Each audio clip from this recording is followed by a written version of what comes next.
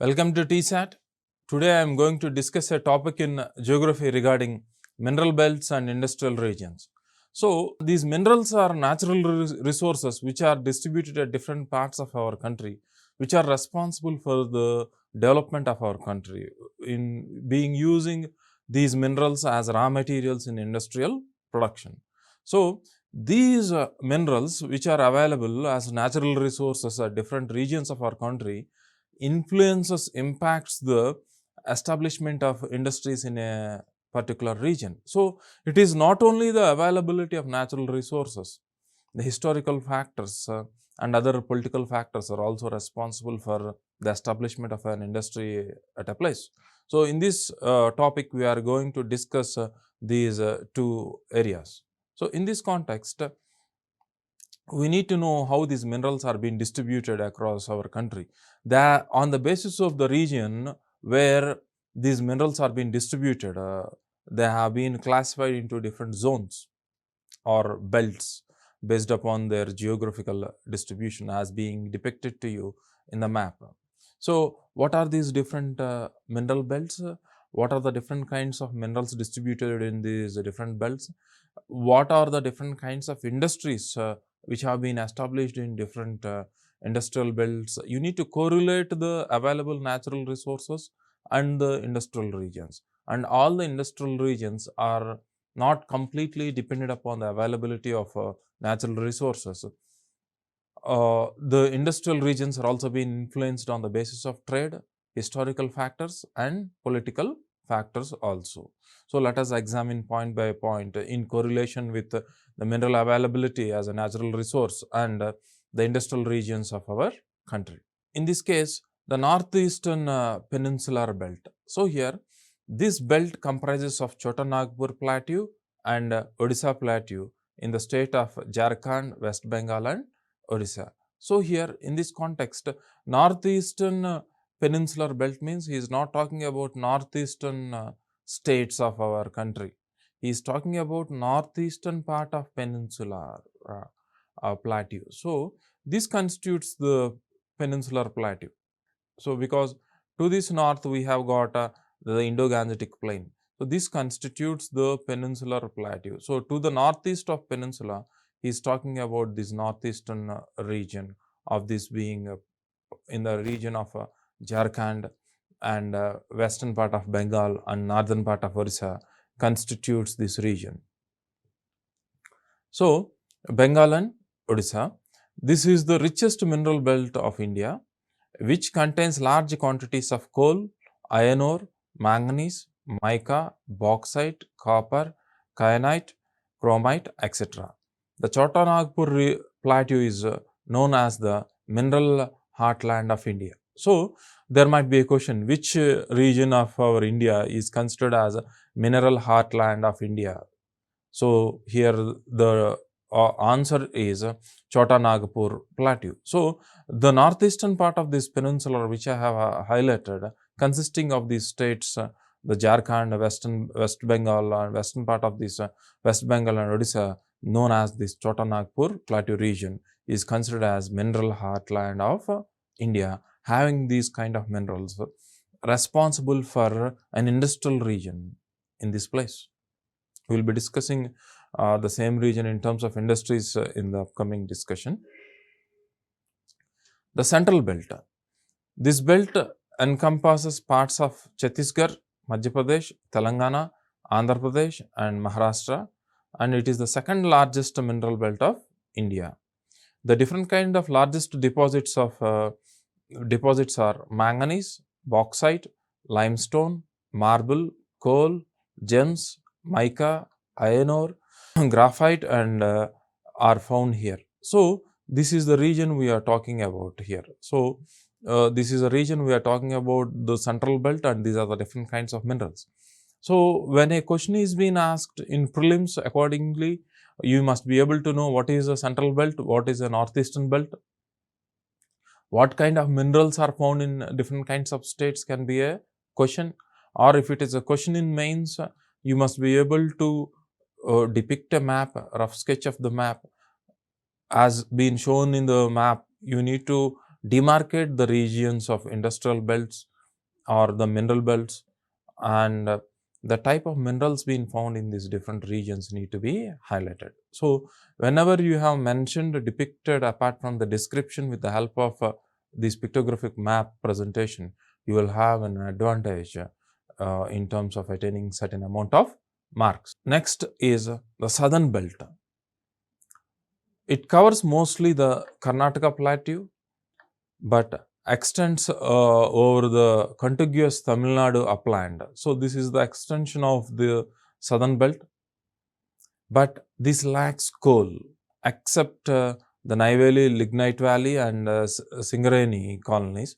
Rest of the region does not have coal. This is the southern belt is considered here. So, this is the region we are talking about. This is the southern belt we are talking about, and the southwestern belt. The southwestern Karnataka belt consists of the Karnataka and Goa are included in this belt. It has deposits of iron ore, granite and clay. So, this is southwestern belt we are talking about. So, this is the southwestern belt. This is the region we are talking about, Karnataka and Goa. So, Goa and Karnataka together constitutes the southwestern belt, having even iron ore in their region. The northwestern belt. This belt extends along the Aravallis in Rajasthan and in adjoining parts of Gujarat. This belt holds promise for mining of non-ferrous metals such as, so there might be a question, an industrial belt which is responsible for having a non-ferrous minerals is northwestern belt in the regions of Aravalli and in Rajasthan. The non-ferrous means which does not have iron, such as copper, lead, zinc, along with uranium, mica, beryllium and precious stones are found in the northwestern belt. So, on the basis of the belt, in which belt you have got non-ferrous metals might be a question. Where do we have these copper, lead, zinc as mines in the industrial or the mineral belt region? This is northwestern industrial belt have these non-ferrous metals. So, other belts outside the main belt described above, minerals in some parts of the country are scattered as well as at different parts of the country. Assam has resource of petroleum and lignite. The Himalayan region has some deposits of coal, bauxite and copper. Mumbai High and Godavari Basin has reserves of oil and natural gases. With the advancement of technology, there is potential to exploit the seabed on the continental shelf of India as well. So, there is a lot of minerals available on the seabed in the abyssal zone.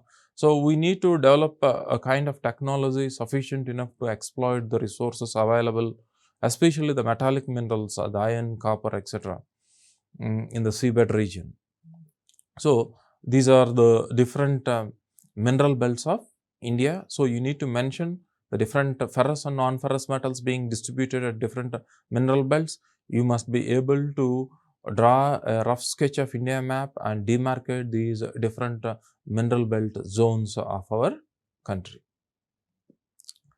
Next, industrial region. So, these mineral belts impact the establishment of an industrial region because these minerals acts as a raw material to the industries. So, as I have mentioned earlier, it is not only just the raw material, there are other factors like the economic factors, historical factors, trade factors are also responsible for the establishment of an industry.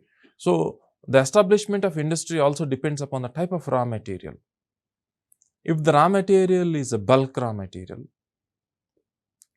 in this process when the transportation cost is more in the case of the raw material, because after processing the raw material, the final produce is the weight of the final produce is very less, then you need to incur a lot of transportation cost when the raw material is bulky. So, establishing an industry at a region where the raw material is available will be an economically advantageous for the entrepreneur.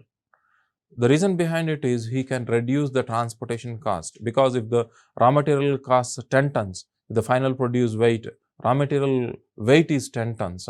If the final produce weight is just 1 ton, you can save the transportation cost of 9 tons of raw material.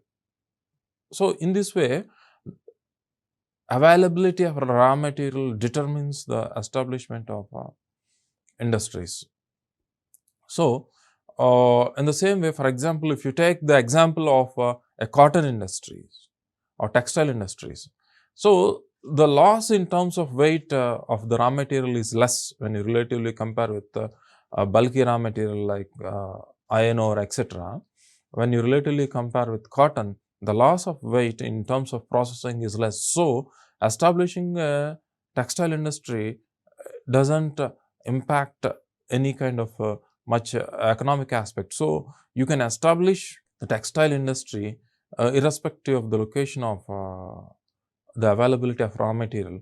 You can even establish the textile industry at marketplaces where there is more demand for textiles. So, in this context of different factors which determine the establishment of an industry, we are going to discuss this, and what are the different industrial regions of our country. What are the factors responsible for the industrial regions? Industrial regions are those areas where the concentration of industries has occurred due to favorable geo-economic conditions. So, here geo-economic condition here implies that in this case of geo-economic condition, geographical factors means the factors which I have mentioned regarding the availability of raw material in a region can be given as an example of geographical factors. Economic factors means, for example, a region which has got a market region, you have got huge human habitation consuming the product is an economic factor.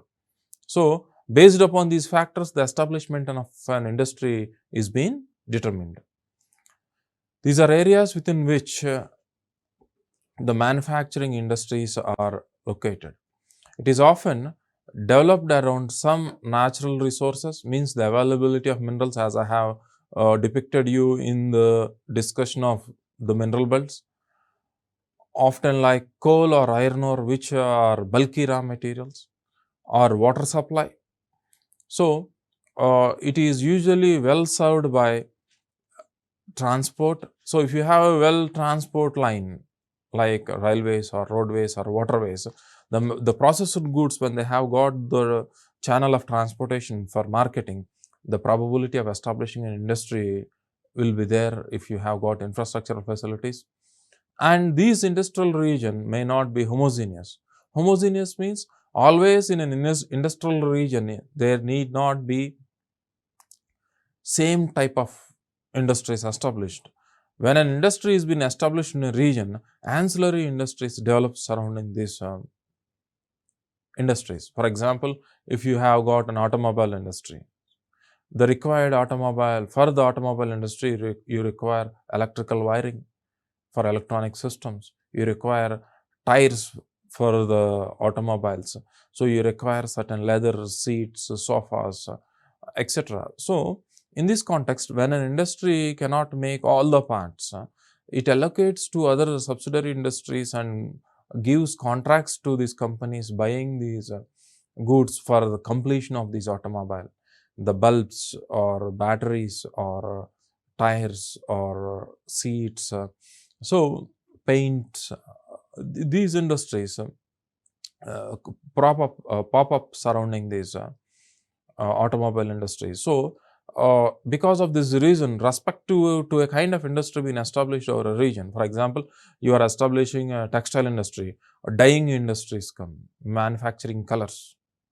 So, in this process, the linking up of different relative industries establish themselves surrounding leads to the development of industrial regions. So, several indices are used to identify the clustering of industries. Important among them are, so what are the factors which are responsible for establishing industrial regions in a region? So, which determine an industrial region. You call a region as an industrial region because of these factors. Number of industrial units at that particular place, number of industrial workers. So, out of the total population, what is the percentage of population, or out of the total workers, what is the percentage of workers working in industries? Population engaged in secondary activities, percentage of industrial workers to the total workers, quantum of power used for industrial purposes. So, the power being consumed can be for domestic purpose or for or service sector or agriculture or even for manufacturing sector. So, if the power being consumed is more for industries, it implies that the manufacturing sector in that particular region is dominating. Next is total industrial output. Out of the total output, what is the value of manufacturing sector in that particular region also can be used to classify it as an industrial region. Value added by manufacturing. So, in this process, when you have the value of raw material and the value of processed goods, after value addition, the value in terms of money increases after processing. So, what kind of value addition being made by these industries to the raw material is also been estimated, which helps in enhancing the value of goods and services being manufactured in a industrial region. So, all these factors are considered to call a region an industrial region. So, on this basis, there are certain industrial regions in our country which has been depicted to you. On this basis, I will be discussing one by one where these industrial regions are located and what are they specialized in. So, apart from knowing the mineral belts of our country, you must be able to know the different industrial regions which are responsible, which have been established because of certain factors. So, what are the factors responsible for establishing certain industrial regions? Just apart from raw material availability, what are the other factors influenced the industrial regions in India? Let us examine. So, even in the case of industrial regions, as you have demarcated the mineral belts of our country in the same way, especially in the mains, you can use the same content for prelims and mains.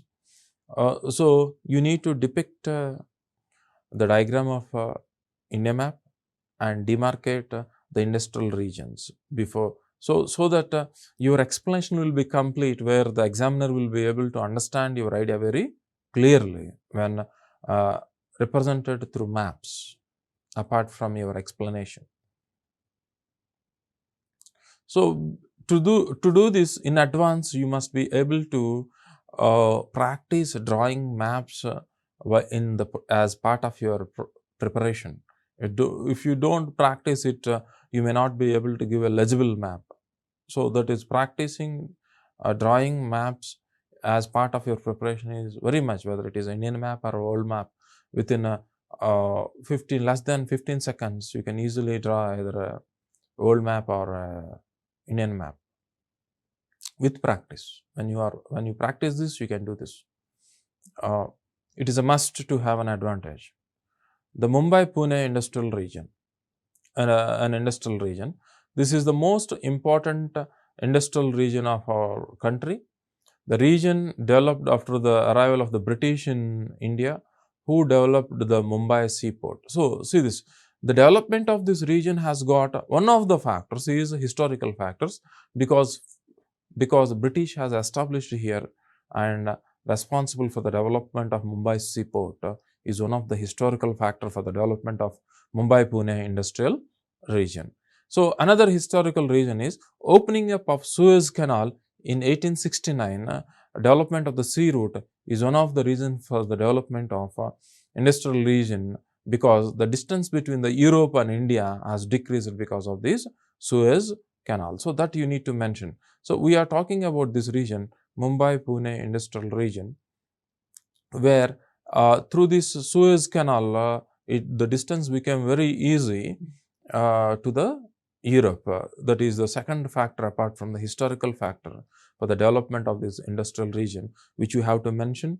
So, this content being given to you will be useful to you for both prelims and mains. In prelims, they may ask you what is the canal or the channel which is responsible for decreasing the distance between Europe and India for trade around 1869. It is Suez Canal. Next is the development of this industrial region is closely connected with the history of development of cotton textile industry in India. So, this is a geographical factor where you have got a black cotton soil in Maharashtra region. So, because of which facilitates the growth of cotton cultivation here, which is a raw material for the development of cotton industries and textiles. So, this is one of the reasons for the development of this industrial region in our country. Apart from this, there are certain advantages when the technology at that point of time is low. There are certain conditions required for the development of cotton textile industries. One is humid climatic condition is required. The reason behind it is to make yarn from the cotton, to make these threads, the atmosphere must be humid. In a dry atmospheric conditions, we cannot make the thread from the cotton. But with the help of modern technology, the humidity is being controlled in the manufacturing industry, so that nowadays this is not a hurdle, because the amount of humidity in the industry can be maintained with certain air conditioning systems. Natural port facility. So, the manufactured goods can be exported to different parts of the manufactured goods can be exported to different parts of the world through port. In the case of bulky raw material, because through sea routes, transportation of bulky raw material is very cheap, is another advantage. Availability of hydropower in the surrounding regions of the Western Ghats, skilled labor, and vast hinterland producing cotton, because the main factor in the development of this industrial region. So, having a great hinterland is a region surrounding a port or an industry which is responsible for supplying raw material, or the produced goods can be transported to this region, where this region consumes the produced goods. So, because you have got an hinterland which has got the capability of consuming and supplying the essential raw materials and goods and services, which facilitated the development of Mumbai-Pune industrial region. So, these are the factors which you need to mention as far as the development of an industrial region in Mumbai-Pune is considered. Next is Kolkata-Hubli industrial region. Even this has got an historical region of British, because the Bengal presidency has been made one of the administrative region for British, is responsible for the development of this region. The Kolkata-Hubli industrial region is located along the banks of the river Hooghly river. It is the Hooghly river. Industries have also developed in the Midnapur district in the west. The river Hooghly offered the best site for the development of an inland river port as a nucleus for the development of a Hooghly industrial region. So, we are talking about these distributary. So, you can see Hooghly here. Hooghly is a distributary of Ganges. So, here distributary here implies that when a river is divided, it is known as a distributary.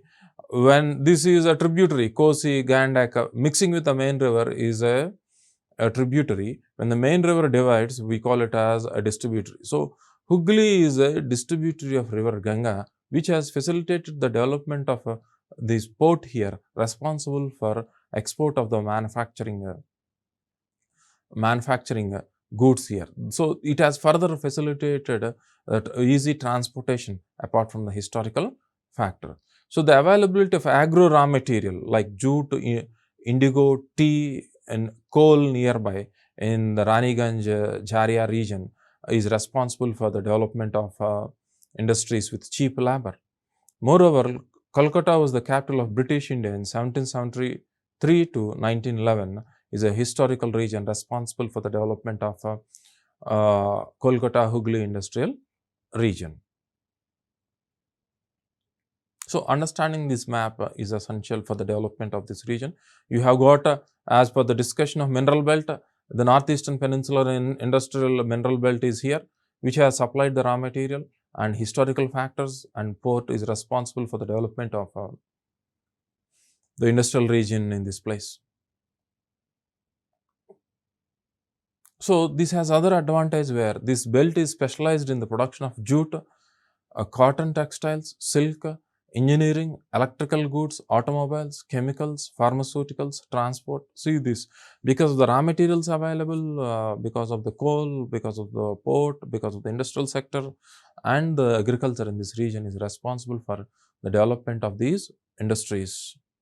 Next is the Ahmadabad Vadodra Industrial Region. We are talking about an industrial region